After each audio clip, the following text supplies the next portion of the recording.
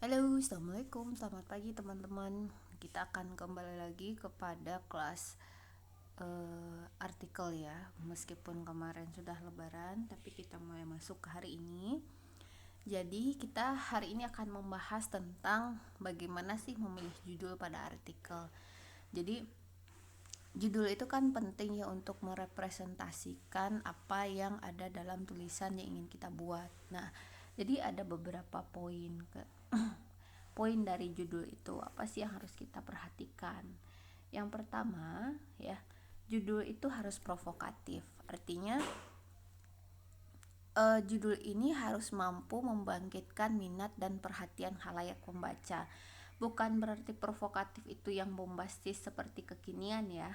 Maksudnya tetap harus pada jalurnya. Berapa, kalau nggak salah itu maksimal 7 kata gitu kalau nggak salah ya. Jadi tidak boleh hoax ya judul itu. Memang membangkitkan minat tapi bukan bombastis dalam tanda kutip. Nah, tujuannya adalah kenapa sih judul itu harus provokatif? Selain tadi mampu membangkitkan, juga menimbulkan rasa penasaran khalayak untuk membaca artikel yang akan kita buat. Ya, jadi judul itu kalau dalam bahasa pemasaran disebut juga dengan iklan gitu.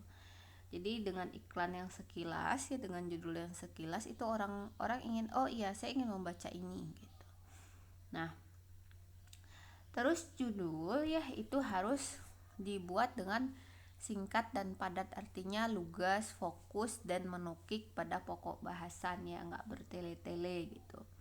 Beberapa untuk berita online ya yang sering kita temukan bahwa pembahasan atau judul itu bertele-tele gitu. Jadi kadang ini yang mana menjadi subjek, mana yang menjadi objek, mana yang menjadi masalahnya itu tidak jelas. Nah, untuk judul itu sendiri ya, secara teknis judul artikel konsumsi pers itu yang baik tidak lebih dari 3-7 kata ya. Nah, terus selain tadi singkat ya, judul itu juga harus relevan. Jadi apa sih relevan itu? Relevan itu maksudnya adalah sesuai dengan pokok bahasan. Jangan sampai teman-teman judulnya A kemudian bahasannya B. Itu kan sering kejadian ya. Contoh misalnya waktu itu pernah kita bahas, setelah ditemukan black box dari Sriwijaya Air. Nah, itu kan beritanya A, padahal isinya bukan A gitu, padahal baru diperkirakan. Nah, itu kan berarti tidak relevan ya. Jadi tidak boleh ada penyimpangan ya antara topik dan pembahasan. Harus baiknya gitu judul itu harus diambil dari topik yang nanti kita tentukan. Nah, dan topik yang baik harus mencerminkan seluruh uraian. Bagaimanapun judul artikel amat berlainan dengan judul yang biasa kita temukan pada karya-karya fiksi seperti cerpen atau novel. Nah, selain itu ya, judul itu juga harus fungsional. Fungsional itu maksudnya judul itu harus bersifat mandiri, berdiri sendiri, tidak bergantung pada kata yang lain.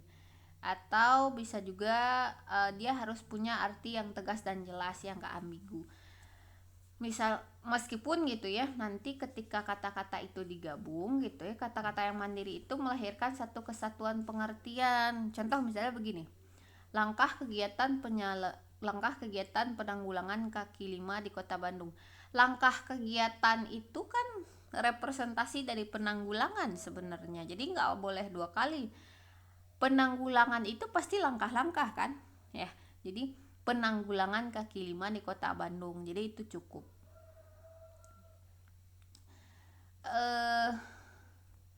Terus apalagi ya, salah satu bentuk dari judul itu dia harus bersifat informal ya. Bersifat informal itu tidak seperti judul tesis ya, tesis atau penelitian gitu. Kan kalau penelitian tuh misalnya gini, analisis semiotika mengenai lirik lagu bla bla bla bla. Nah, itu kan kaku ya. Tapi informal tuh maksudnya begini, mengenali maksud dari lagu A misalnya, atau menyorot keruntuhan KPK misalnya. Nah itu kan nggak formal bahasanya ya. Jadi menghindari kata-kata seperti yang ada dalam penelitian, kertas kerja, makalah, skripsi atau disertasi. Terus judul tadi ya, representatif seperti yang tadi Ibu bilang, dia harus mewakili pokok bahasan yang merujuk pada kaidah-kaidah penelitian ilmiah, dan judul artikel harus mengandung dua variabel ya, variabel bebas dan variabel terikat. Contoh misalnya tadi menyorot keruntuhan KPK. Nah, itu kan sebenarnya ada dua hal, kita menyorot dan kita melihat ada keruntuhan ya. Menyorot itu adalah subjeknya dan yang menjadi objeknya di situ adalah KPK ya. Terus tetap jadi merujuk pada bahasa baku. Jadi bahasa baku di sini itu bukan maksudnya bahasa formal yang tadi ya, tapi bahasa baku itu adalah bahasa yang ada di KBBI. Jangan menggunakan bahasa-bahasa slang. Bahasa slang itu contohnya bahasa-bahasa gaul. Apa ya? Contoh bahasa gaul itu bahasa gaul itu beda lagi ya dengan bahasa akademik. Misalnya terintegrasi, nah itu kan bahasa akademik. Tapi kalau misalnya bahasa gaul itu nggak mungkin. Nah, nggak itu adalah bahasa slang, bukan bahasa formal atau bukan bahasa baku ya. Terus kemudian oh ya, sampai di sini ya untuk judul artikel. Nanti akan Ibu sambung lagi dengan pembahasan bagaimana sih merumuskan tesis itu secara ringkas. Jadi kalau misalnya kita bahas bahwa untuk membuat artikel harus ada ide, harus ada topik, harus ada tesis, dan harus ada harus ada konsep 3P. Nah, nanti akan kita lanjutkan di materi selanjutnya. Assalamualaikum.